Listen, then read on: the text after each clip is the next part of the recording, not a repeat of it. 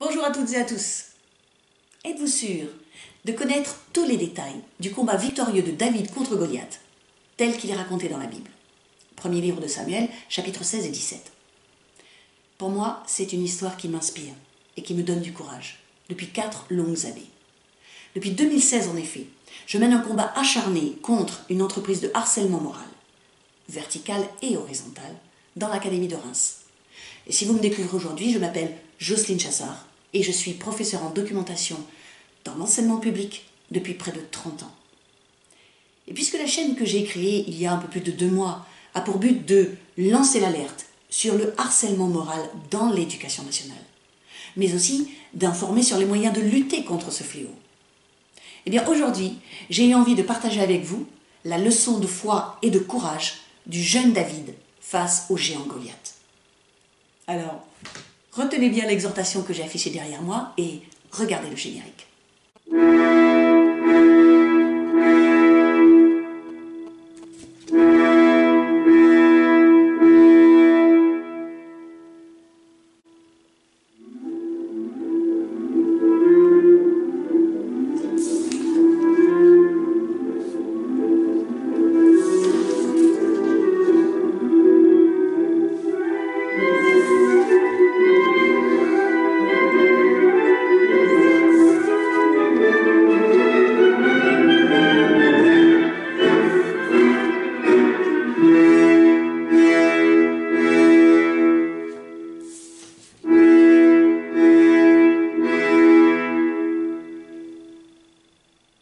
Voilà, je suis de retour et je vais vous parler aujourd'hui donc du combat victorieux de David contre Goliath.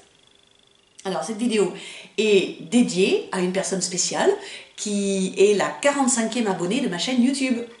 Donc je la remercie pour le petit commentaire qu'elle a posté suite à son abonnement et je la remercie aussi pour les conversations téléphoniques que nous avons eues et qui m'ont beaucoup revigorée. Donc spéciale dédicace pour Mariam en ce qui concerne le combat de David contre Goliath. Alors pourquoi ai-je placé cet épisode dans la rubrique politique et gilets jaunes de ma chaîne? Premièrement parce que le combat de David contre Goliath, qui est un fait historique, le combat de David contre Goliath, c'est lors d'une guerre contre les Philistins, lors d'une guerre du royaume d'Israël contre les Philistins. Avant que David ne combatte Goliath, il y avait eu, dans les années précédentes, beaucoup d'autres guerres d'Israël contre les Philistins, et qui avaient toutes été gagnées par Israël. Et peut-être le savez-vous, mais il y a une célèbre formule d'un officier prussien qui s'appelle Klaus von Clausewitz, et qui, au début du 19e siècle, a écrit un traité de stratégie militaire qui s'appelle De la guerre. Et donc, dans ce traité, il y a une formule qui est devenue célèbre, qui est « La guerre est le prolongement de la politique par d'autres moyens ». Donc, eh bien, le combat de David contre Goliath, c'est un épisode guerrier, mais c'est aussi un épisode politique. La deuxième raison, c'est que même en temps de paix dans la société, il y a des affrontements, des luttes entre des groupes sociaux. Et donc le fait d'avoir un rapport de force entre deux camps, c'est quelque chose d'éminemment politique.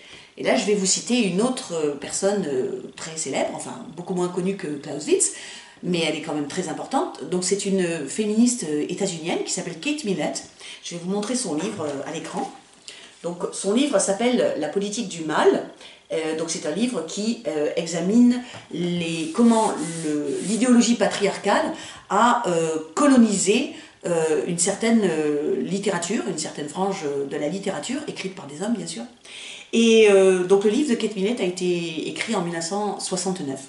Et à la page 37 de son livre, elle dit ceci, parce que le titre anglais de son livre c'est « Sexual Politics ». Et donc elle explique pourquoi elle emploie le mot politique. Le terme politique se réfère au rapport de force, aux dispositions par l'intermédiaire desquelles un groupe de personnes en contrôle un autre, ou cherche à en contrôler un autre. Voilà.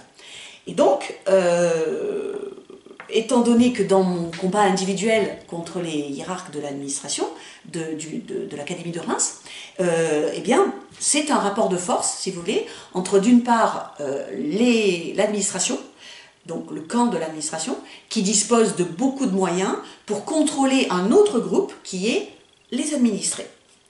Et c'est très paradoxal, parce que le groupe des administrés est 100 fois plus nombreux que le petit groupe des hiérarques, mais l'administration dispose de certains moyens et d'un certain pouvoir, et elle abuse le plus souvent de ce pouvoir pour garder le contrôle sur les administrés. Donc voilà pourquoi, même en temps de paix, j'ai considéré que ce rapport de force entre deux camps, rapport de force qui apparemment est asymétrique, eh bien c'est quelque chose de politique.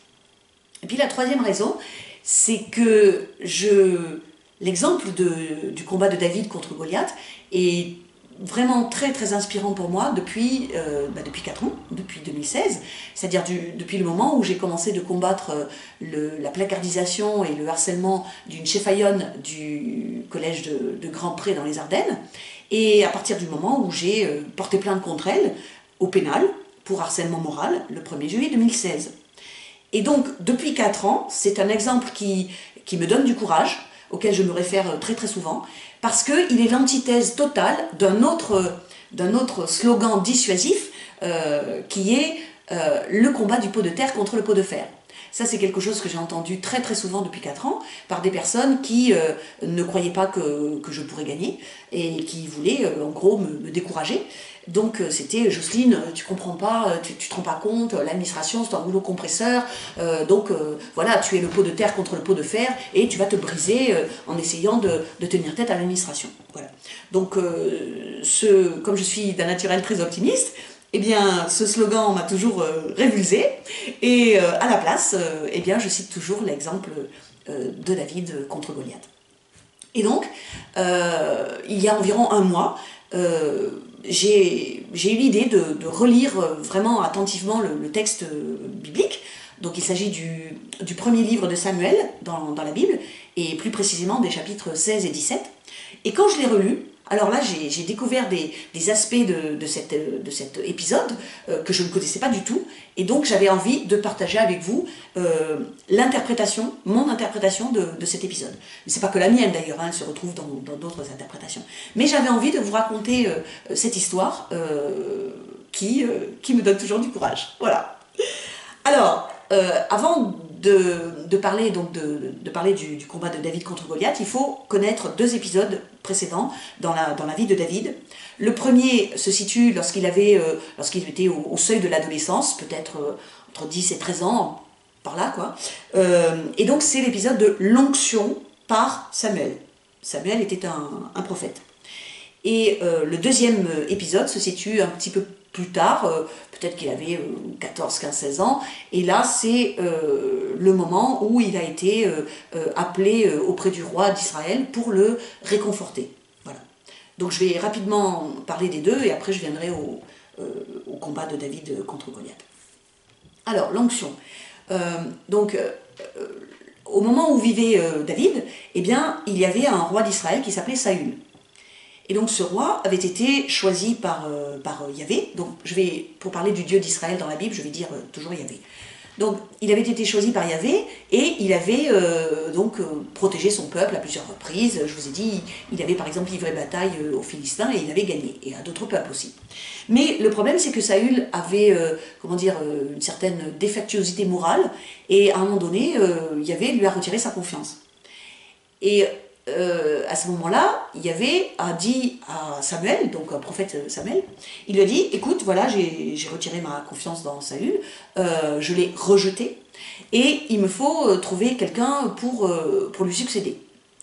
Et donc toi, Samuel, je t'ordonne, tu vas aller dans la ville de Bethléem, et là tu vas demander à voir la famille d'un homme qui s'appelle Isaïe. Et dans la famille d'Isaïe, tu trouveras celui que j'ai choisi pour succéder à Samuel.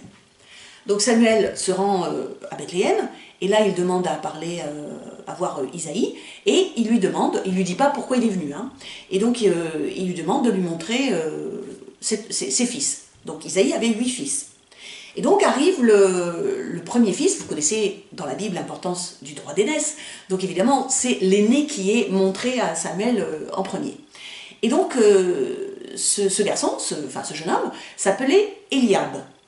Et quand Samuel le voit, il se dit, oh là, c'est sûrement lui que Yahvé a choisi.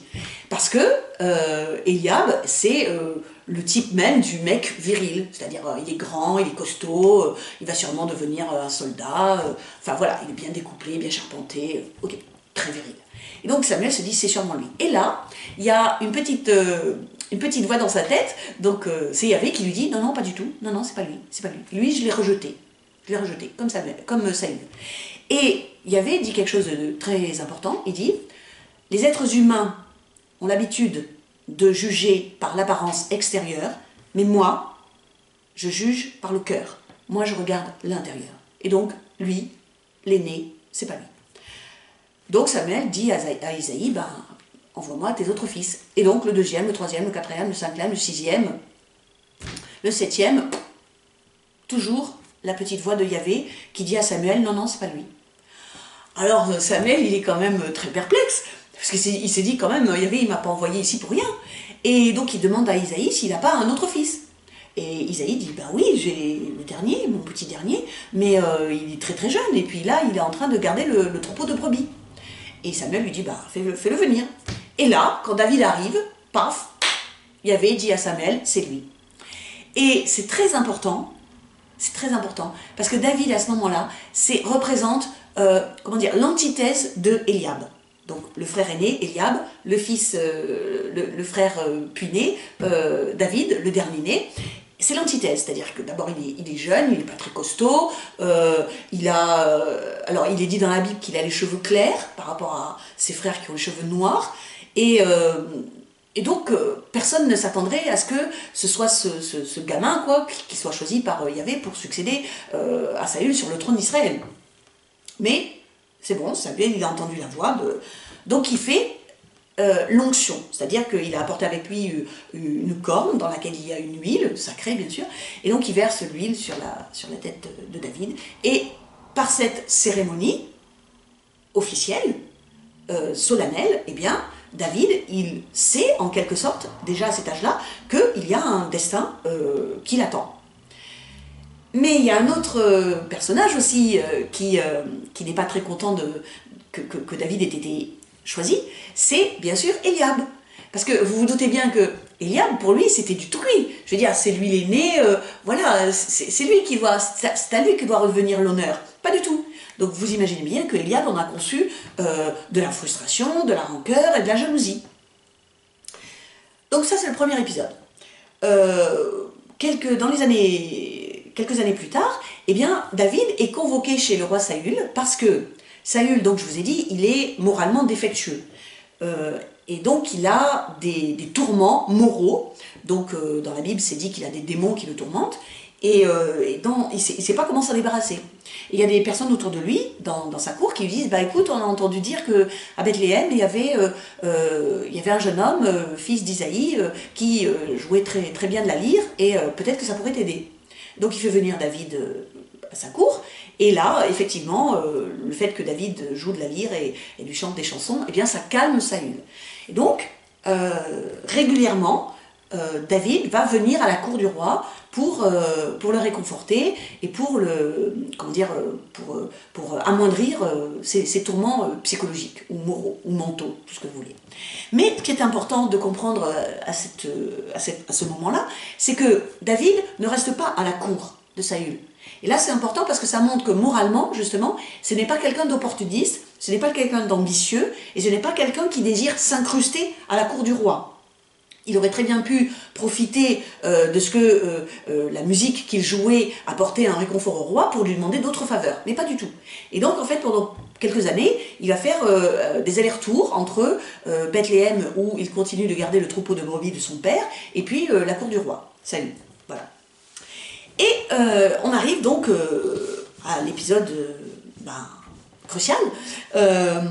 Donc, toujours pendant le règne de Saül, eh bien, les Philistins, qui avaient déjà été battus à plusieurs reprises, les Philistins décident d'envahir le territoire d'Israël de nouveau, et à ce moment-là, Saül est obligé de lever une armée pour riposter. Et les deux armées vont se tenir face à face sur deux collines, Vous voyez, là, il y a 2 collines, et au milieu de la colline, il y a une vallée qui s'appelle la vallée d'Ela, E-L-A. Et donc, il y a l'armée des Philistins ici, il y a l'armée du roi Saül ici, et les 2 armées se font face. Et puis là, il se passe quelque chose d'assez inhabituel, c'est que il y a, de l'armée des Philistins, sort un guerrier, très grand, énorme, qui est peut-être issu d'une race de géants, qui s'appelle Goliath. Et Goliath dit, en quelque sorte, donc il s'adresse à l'armée du roi Saül, il leur dit, bah écoutez, voilà, nous sommes 2 armées, nous allons nous battre, mais c'est quand même un peu idiot parce que ça va faire des dizaines, des centaines, voire des milliers de morts, alors que moi ce que je vous propose c'est, vous choisissez un guerrier de chez vous qui va me combattre en combat singulier, et si jamais votre guerrier me vainc, et ben à ce moment-là, nous les Philistins, nous serons vos serviteurs. Mais si jamais c'est moi qui tue votre guerrier, votre champion, eh bien à ce moment-là, c'est vous qui serez nos serviteurs. Qu'est-ce que vous en pensez? Voilà. Donc il leur lance ce défi, Goliath. Et ce qui est extraordinaire, donc c'est une des choses que j'ai apprises il y a un mois, c'est que Goliath lance ce défi à l'armée d'Israël, du roi Saül. Il lance ce défi pendant 40 jours. 40 jours. Et il le lance, ce défi, matin et soir. Ça veut dire que l'armée d'Israël, n'oubliez pas qu'à cette époque, les Hébreux sont le peuple élu. Et ils prétendent qu'ils sont protégés par un seul Dieu, le Dieu vivant, voilà. Donc, l'armée d'Israël, les guerriers d'Israël, le roi d'Israël, entend ce défi de Goliath, un Philistin, pendant 40 jours et 2 fois par jour. Mais, me direz-vous, quelle a été la réaction de l'armée et surtout du roi? Eh bien, et c'est dit textuellement dans la Bible, eh bien, les Israéliens, enfin, l'armée de Saül a été terrorisée. Terrorisée. Et donc, pendant 40 jours, aucun des guerriers de l'armée, ni même le roi Saül, n'a osé relever le défi de Goliath. Pourquoi? Eh bien, parce que Goliath avait une apparence monstrueuse, avait une apparence terrorisante, avait une apparence qui le rendait, aux yeux des guerriers d'Israël, le rendait totalement invincible. Alors d'abord, il était immensément grand, donc peut-être qu'il mesurait presque 2,5 mètres, vous voyez. Ensuite, il avait une armure, des armes, si vous voulez, à la fois offensives et défensives, impressionnantes. C'est-à-dire, il avait un casque d'airain. Alors, l'airain, c'est le nom pour le bronze. Donc, il avait un casque d'airain, il avait une cuirasse à écailles en airain, il avait des jambières en airain, il avait un javelot, il avait une lance, et le fer de la lance pesait, là encore, des dizaines de kilos. Il avait une épée, et puis il avait un bouclier, en airain, bien sûr. Et donc, son bouclier était tellement lourd que c'était en fait un écuyer qui marchait devant Goliath, qui portait son bouclier. Voilà. Et donc, vous imaginez aussi que, évidemment, avec une carrure pareille, il avait une voix de stentor. Donc, il faut vraiment visualiser ce que dit le texte, c'est que pendant 40 jours, les guerriers d'Israël et le roi d'Israël, Saül, ont été terrorisés par ce type qui leur paraissait invincible. Voilà. Donc, il faut imaginer aussi l'humiliation pendant 40 jours. Parce que si les guerriers et le roi lui-même a peur de Goliath, bah, évidemment, au fond d'eux, ils sentent qu'ils ne sont pas courageux et qu'ils sont remplis de peur. Donc, ils sont humiliés. Et pendant ce temps-là, donc, David, lui, il est toujours à Bethléem et il garde toujours les brebis de son père. Et puis, le père, évidemment, il a envie d'avoir des nouvelles de ses fils. Parce que lorsque les Philistins ont envahi le territoire d'Israël, eh bien, les 3 fils aînés de Isaïe sont partis rejoindre l'armée de Saül. Et vous vous rappelez, le fils aîné, il s'appelle Eliab. Donc le père, au bout de 40 jours, il a envie de savoir ce que deviennent ses fils. Et il y a eu bataille, il n'y a eu pas bataille, ils sont blessés, enfin, il a envie de savoir. Et donc il demande à David d'aller au camp du roi Saül et de porter des victuailles, des provisions à ses frères, et surtout de leur demander comment ils vont, et de lui ramener ensuite, de revenir ensuite à Bethléem pour lui donner des nouvelles. Donc David se met en chemin, et il arrive, avec ses victuailles, il arrive au camp de l'armée du roi Saül. Alors, le texte ne dit pas s'il arrive le matin ou le soir, mais en tout cas, il arrive au moment où Goliath, donc c'est le 41e jour, donc il arrive au moment où Goliath lance de nouveau son défi à l'armée et au roi Saül. Et là, ce qui est très très très intéressant, et donc ce que je ne connaissais pas, c'est que David a une réponse, a une réaction vraiment de colère, et d'incompréhension et de colère. C'est-à-dire qu'il dit, quand il entend le défi, il dit, mais c'est quoi ce type?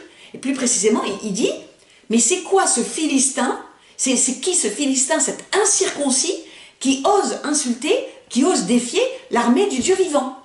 Donc, vous voyez, la première réaction de David, c'est une réaction de quelqu'un qui a la foi absolue, et surtout qui ne comprend pas comment un type peut oser défier, je veux dire, le peuple élu. Voilà, donc il ne comprend pas. Et ça, c'est sa première réaction.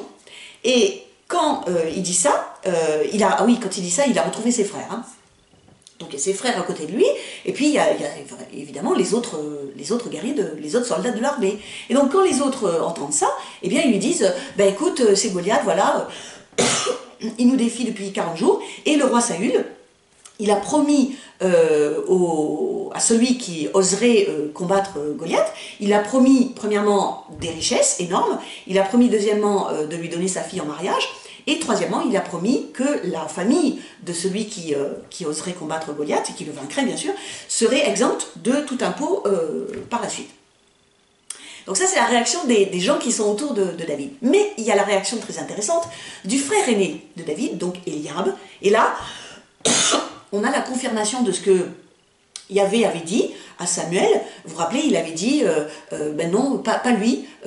Toi, tu vois l'apparence extérieure, donc tu crois que ça peut être lui qui peut succéder à Saül sur le trône d'Israël. Mais moi, je vois l'intérieur et je te dis que celui-là, je l'ai écarté. Et donc Eliab, eh ben, voilà ce qu'il dit à David.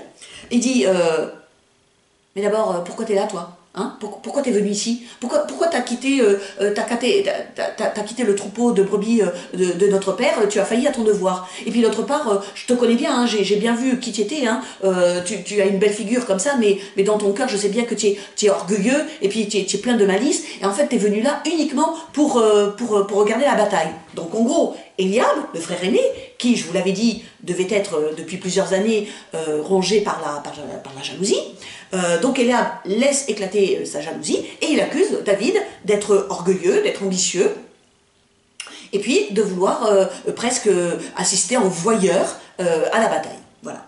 Et là, David a encore une fois une réaction très intelligente, c'est-à-dire qu'il ne veut pas entrer dans la dispute avec son frère aîné. Il ne veut pas ça devant les autres, quoi. Il a un public, là. Donc il se contente de répondre à Eliab, bah écoute, je comprends pas pourquoi tu te mets dans cet état, hein. Moi j'ai juste posé une question, c'est tout. Hein. Et là il s'en va, vous voyez? C'est-à-dire il s'écarte pour ne pas justement attiser la jalousie d'Eliab et créer une dispute stupide. Et dans laquelle il risquerait d'avoir le dessous, bien sûr. Et donc il va ailleurs, dans la foule, et puis il y a d'autres gens qui lui redisent la même chose, c'est-à-dire le roi Saül a promis ça et ça pour qui accepterait de combattre Goliath.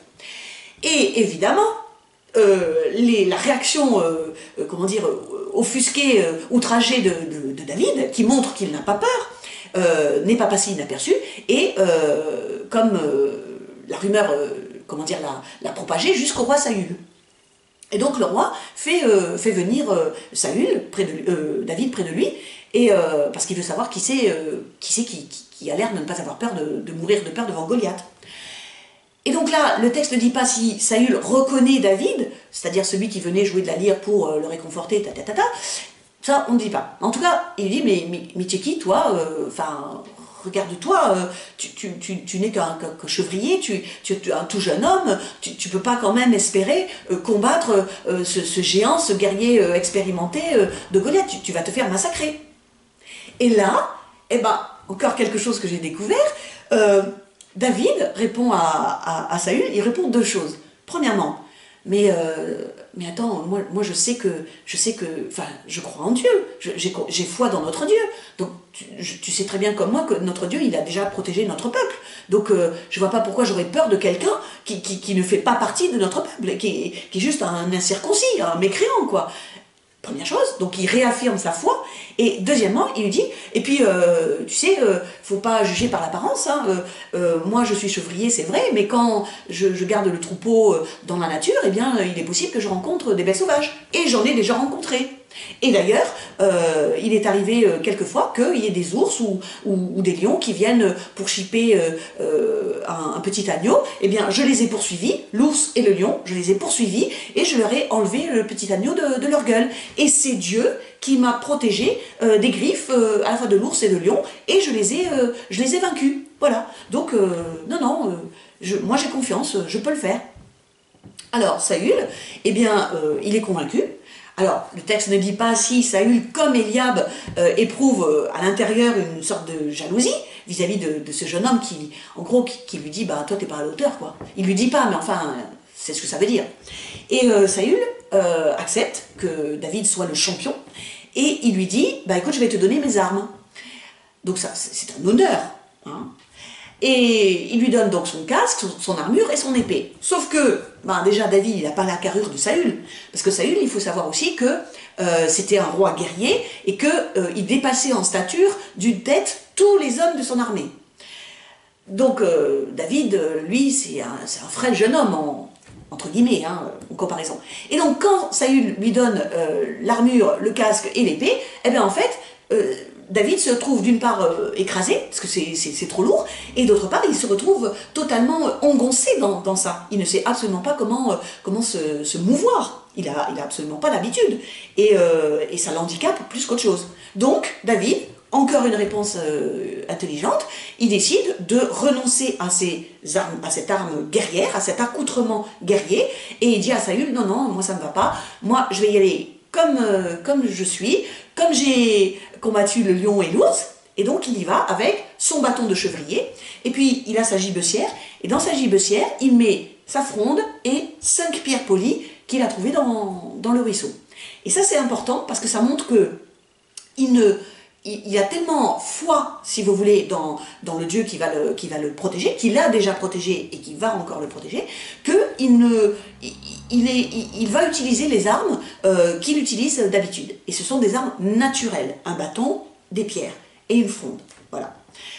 Et donc il y va, et là, donc, quand il sort des rangs de l'armée d'Israël pour affronter, pour montrer à Goliath que c'est bon, c'est lui le champion, eh bien Goliath a la même réaction, comment dire, de fureur et de vexation que Eliab. C'est-à-dire que Goliath, encore une fois, avec son esprit borné de guerrier, il s'attend à ce que ce soit un autre guerrier qu'on lui mette en face. Et là, il voit arriver quoi? Un petit jeune homme, un moustique, avec un bâton. Et donc Goliath a ce cri de fureur, il dit mais est-ce que je suis un chien pour que tu viennes me combattre avec un bâton?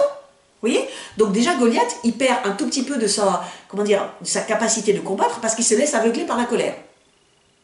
Et David, eh il a toujours pas peur. Et donc ce qui montre qu'il n'a pas peur, c'est qu'il court au-devant de Goliath. Donc rappelez-vous, les deux armées sont sur les deux collines, et entre les deux, il y a la vallée. Donc je suppose que quand il dit il court, ça veut dire qu'il commence à dévaler la pente de la colline pour affronter Goliath sur terrain plat dans la vallée. Et là, le texte dit qu'il prend sa fronde, il met la première pierre dans la fronde, il fait tourner sa fronde et paf, il envoie la pierre sur Goliath, et Goliath se la reçoit en plein front, ici. C'est un endroit vulnérable, parce que rappelez-vous, il avait le casque, d'accord? Donc le casque, c'était pour protéger des coups d'épée, bien sûr. Mais il ne pensait pas à une pierre, donc la pierre, elle arrive juste là. Et donc la pierre, elle s'enfonce dans le front de Goliath, qui, bien sûr, perd connaissance, et il s'effondre au sol, inconscient, immobile. Et là, David s'approche, il prend l'épée de Goliath et il lui coupe la tête. Et ensuite, cette tête, il l'apportera au roi Saül comme preuve de sa victoire. Et là, je vous renvoie au tableau, aux œuvres picturales que je vous ai présentées dans le générique de la vidéo. Et vous avez pu remarquer qu'il y a, enfin en tout cas moi c'est ce que j'ai remarqué quand j'ai fait les recherches, il y a beaucoup plus de tableaux qui représentent la décapitation de Goliath par David que le moment où David prend sa fronde et va lancer sa pierre. Beaucoup plus. Mais il ne faut pas s'en étonner puisque la plupart des peintres étaient des hommes. Donc c'était beaucoup plus viril, encore une fois, de couper une tête que de lancer une pierre. Voilà. Donc, qu'est-ce que moi j'en tire comme enseignement? Et moi et pas que d'autres, hein, parce que la plupart de l'interprétation c'est ça. Il faut avoir la foi dans la cause que vous défendez. Voilà. Et moi, depuis 4 ans, je l'ai. C'est-à-dire, je sais que ma cause est juste, je sais que mon combat est juste, je sais que je défends mes droits, et donc j'ai toujours foi dans le droit, c'est-à-dire les règles de droit et la jurisprudence, et j'ai foi dans la justice. Alors, la justice, j'entends bien, ce n'est pas les individus qui composent l'institution judiciaire. Parce que ça, depuis 4 ans, je me suis aperçue quand même que ce n'était pas une majorité de gens qui ont pour but de vraiment défendre les droits des citoyennes et des citoyens.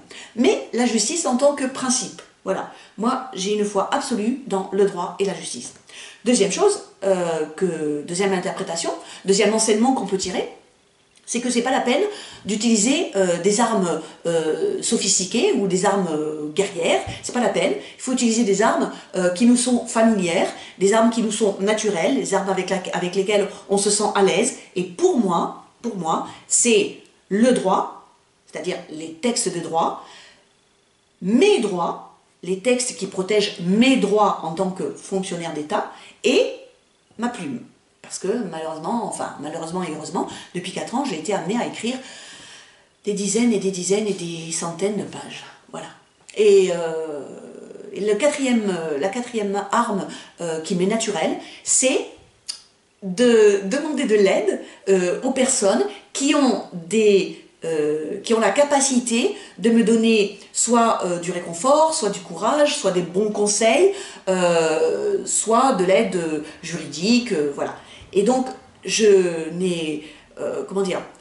ça me fait du bien de demander à ces personnes-là si elles peuvent m'aider. Voilà. Et ça me fait du bien parce que, par expérience, j'ai compris que sur 10 personnes à qui je demandais de l'aide, eh ben, j'avais de l'aide d'au moins 1 à 2 personnes. Voilà. Donc c'est ce que j'appelle la règle des 10%. Il faut que je demande à 10 personnes de l'aide et je suis sûre que une, voire 2, mais au moins une de ces 10 personnes va m'apporter cette aide. Alors évidemment, si on a un caractère pessimiste, eh bien c'est plutôt effrayant. Mais moi j'ai un caractère optimiste, donc je me dis, il suffit que je demande à 10 et j'aurai toujours une personne qui m'aidera. Et ça s'est confirmé, ça se confirme depuis 4 ans. Je vous renvoie à la vidéo numéro 9 où j'avais justement rendu hommage aux bonnes personnes que j'avais rencontrées sur mon chemin depuis 2016. Voilà. Dernier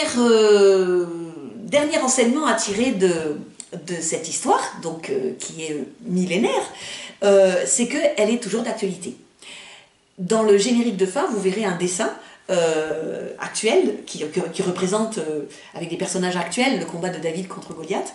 Et je vous ai mis dans la description, je vous ai mis 3 liens vers justement un combat très récent qui montre la victoire de David contre Goliath. Il s'agit de l'entreprise Nestlé, qui donc représente le géant, hein, et qui, vole les nappes d'eau souterraines de toutes les régions du monde qu'elle peut s'approprier afin de favoriser son business de l'eau en bouteille. Voilà. Et donc en 2009, eh bien, il y a un petit conseil municipal dans un état des États-Unis qui s'appelle le Maine, M-A-I-N-E, et cette petite municipalité s'appelle Newfield, et en 2009, eh bien, le conseil municipal de Newfield a trouvé le moyen de contrecarrer le projet de Nestlé d'implanter des puits de forage pour capter l'eau souterraine de cette commune. Voilà. Et donc je vous mets les liens dans la description pour que vous connaissiez cette victoire de David contre Goliath. Je pense que j'ai tenu mon défi personnel à moi aussi de ne pas dépasser les 30 minutes. Donc j'espère que cette vidéo vous aura plu. J'espère surtout qu'elle vous aura donné du courage si, comme moi, vous combattez des abus de pouvoir ou des abus de droit. Et je vous dis à bientôt pour un prochain épisode de Canal Jacques. Merci de votre attention et au revoir.